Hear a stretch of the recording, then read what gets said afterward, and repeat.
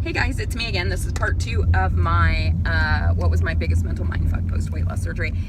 And as soon as I stopped recording the last video, I had a work call come in, and now I can't remember where I left off. But I think the idea generally was my biggest mindfuck has been realizing my own worth, which I never had any sense of, and am only over the last year, I feel like, beginning to see that.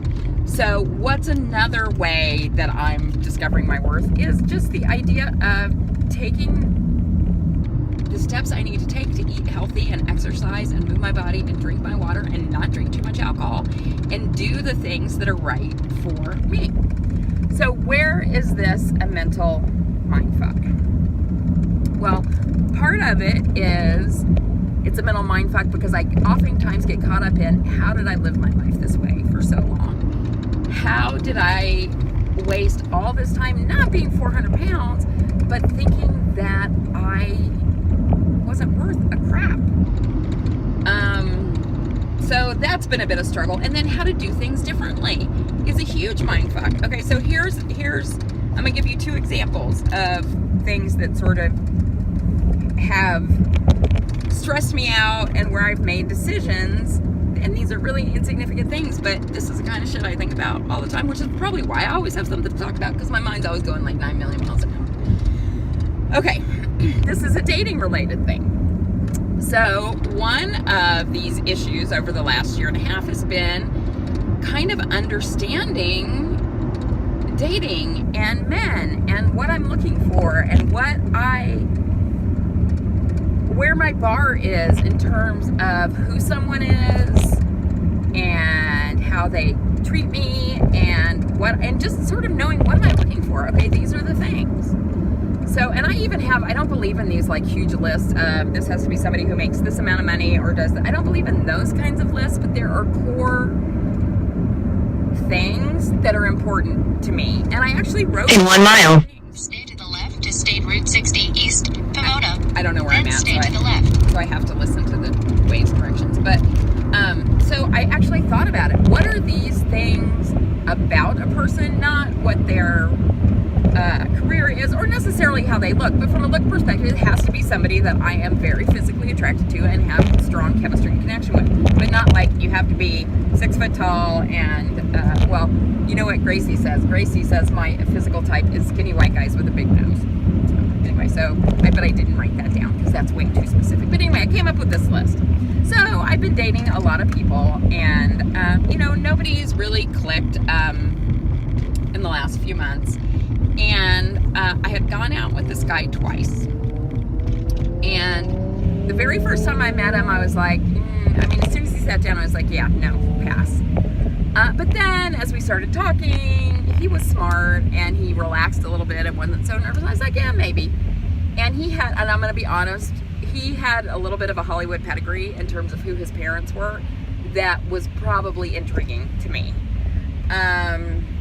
Which is kind of crazy considering, my career has been in the entertainment industry. But there was something about this that was intriguing to me. So went out on the first date, went good, relatively good, but I wasn't totally sure. So went out on a second date, and the second date I wasn't sure either. And that should have told me, because usually I know right away. And I actually did look through my list, and I was like, yeah, that's not.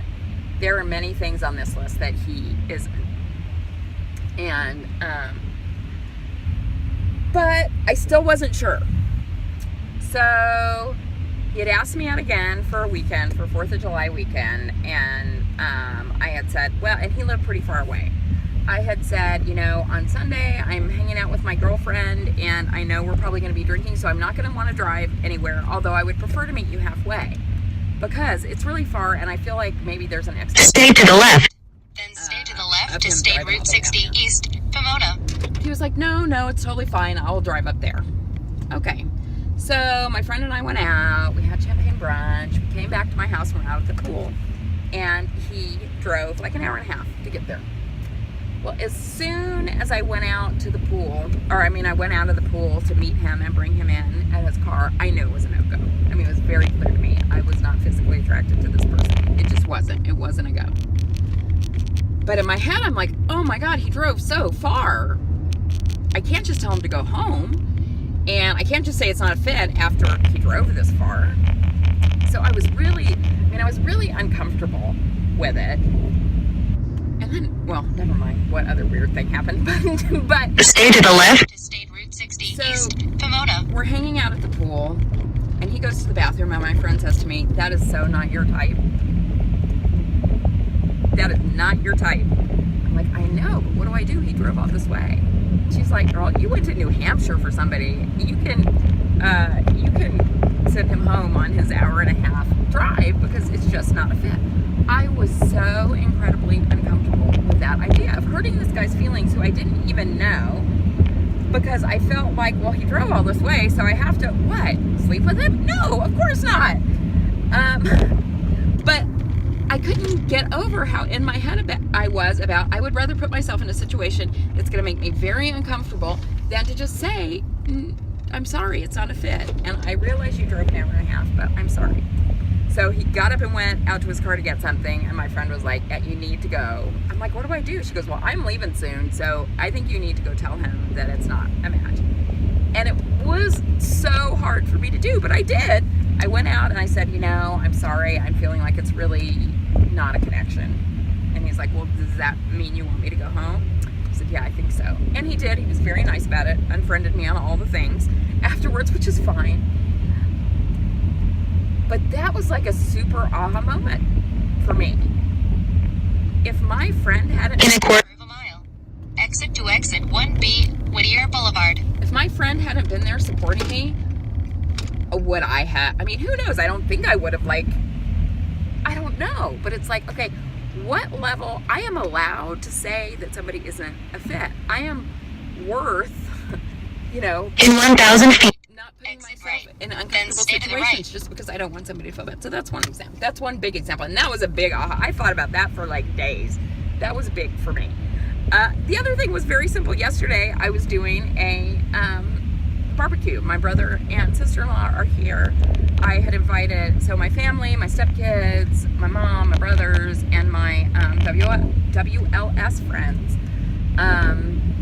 over my closest WLS friends over. Exit right. Then stay to the right to And I exit had 1B, said- Whittier Boulevard. Bring, I'll make the meat and have some beer and soda, but bring a side dish and what you want to drink. Sorry, I have to try to exit, and I don't think I'm going to be able to. And typically, I feel like I have to, whenever I... Stay to the right to exit 1B, Whittier Boulevard. I feel like I have to do everything, and I have to make everything perfect. And I actually was at the store, and I put back half... In 700 feet. Because I Turn was right like, on Whittier Boulevard. I asked other people to bring things, and I need to let them do what they're supposed to do, or not supposed to do. But I need to trust that people are going to do what I asked them to do, which of course they did. But that's also about worthiness. It's like I don't have to do everything for everybody. Other people can do things too. So those are some new, worth things I'm realizing. But it's just it's like learning all In 3/4 of a mile. when Exit you're to exit 3A, Downey Road. 51 years old is kind of crazy, and it feels like a little kid in some ways learning how to walk. There used to be a guy on TV, and he had parenting books. I think his name was Rabbi Shmuley. Does anybody know that? This was a long time ago when my son was little, and he had some parenting books that I bought, and there was something about one of the parenting books, and it said, when you're talking with your children about things, and I mentioned this in yesterday's video, nobody has ever been berated or shamed either by themselves or someone else into good behavior or doing the right thing. It just doesn't work. But one of his tips was talking to your child, like say you catch your kid lying about something. So it's not saying, "Oh my God, you lied, you're an awful..." It's, "Oh, that's not who you are. I mean, you are not the kind of person who lies to their parents. That's just not who you are." And so it's sort of like identifying the standard in a way that's not horrible for them. It's like, okay, you made a mistake, but this isn't who you are as a person. You are not a liar. You made a mistake, and don't you want to be a person who doesn't lie? Of course you do. And so that has always stuck in my mind, and I didn't even realize how much until yesterday. I bought, you know, I like my memes. Well, I bought a framed, basically meme, and it was, she finally decided to live the life that she had imagined. And I put it up across from my bed. In 1,000 feet, exit right. And there's something going on right now where I am not exactly sure I'm doing, well, I'm absolutely positively sure I'm not doing the right thing, but I'm doing it anyway, and I'm making a conscious choice to do it, and Exit right to exit 3A, Downey Road. I'm struggling with it because it is not in alignment with the worth that I see in myself and how I value myself. Yet I must not be totally there because I'm still doing it. But this morning I woke up and I've been thinking about all this stuff, and I looked at it and it said, and she decided to live the life. In 900 feet, turn right on South And Downey that's what I'm Road. doing. I'm living a life better than anything I could imagine. And I said to myself that same thing. Is what I'm doing consistent with the life that I imagine for myself and the person that I am? And no. Yet I'm still doing it. But it's those kind of thoughts, and it really is, the mental mindfuck of this is learning how to be a true, authentic person. And who knew? I had no idea that that would come with weight loss surgery. I thought I would just look better, you know, but it has been so much. And so how have I dealt with it? I still am, but I can tell you one of the things that has been the most important to me in figuring this out is the relationships that I've developed with other people. Yes, Turn right on South Downey Road. but also my family and myself, and trying to be more authentic and true to who I am, doing a gut check at things. How do I really feel about this?